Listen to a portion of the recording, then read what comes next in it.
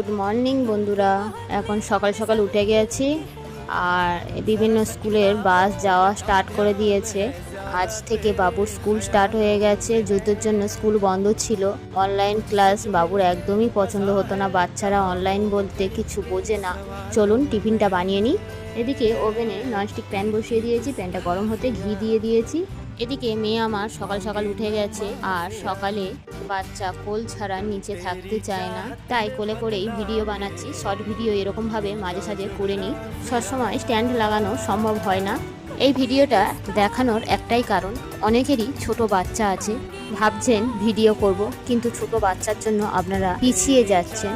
চাইলে আপনারাও video start করতে পারেন। প্যানকেক বানিয়ে নেব।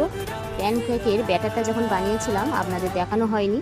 প্যানকেকের ব্যাটারের মধ্যে কলা, গুঁড়ো দুধ, খাবার সোঁটা আর পেস্তাচিওর পাউডার দিয়ে কিছুক্ষণ ফাটিয়ে রেখে দিয়েছিলাম। তারপরে এই প্যানকেক বানিয়ে নিচ্ছি। এর মধ্যে ডিম দেওয়া যায়। আজ আমাদের ভেজ ডে, সেই জন্য ডিম দিইনি। গ্যাসের ফ্লেমটা লো টু মিডিয়ামে রাখতে হবে। 1 মিনিটের জন্য ঢাকা দিয়ে দিচ্ছি।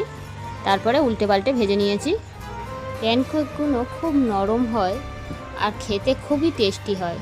এদিকে আমার বাবু টিফিন গুছিয়ে দিলাম, প্যানকেক, আর এদিকে ফলের মধ্যে শসা আর আপেল কেটে দিয়েছি। সকালে টিফিনের জন্য থালা সাজিয়ে নিচ্ছি। এখানে প্যানকেক নিয়ে নিয়েছি, এখানে 4টে খেজুর দিয়ে দিলাম, এখানে কলা দিয়ে দিচ্ছি, আর এখানে আপেল কেটে নিয়েছি, আর এখানে দিয়ে দিচ্ছি শসা। আর কাল রাতে ভিজিয়ে রেখেছিলাম অ্যালমন্ড, কাজু, ছোলা, আখরোট, আঙুর আর আঞ্জির। কেমন লাগলো ভিডিওটা অবশ্যই কমেন্ট করে জানাবেন। যদি ভালো লেগে থাকে একটা লাইক করবেন। ভালো থাকবেন, সুস্থ থাকবেন। আবার চলে আসবো নতুন কোনো ভিডিও নিয়ে। ধন্যবাদ।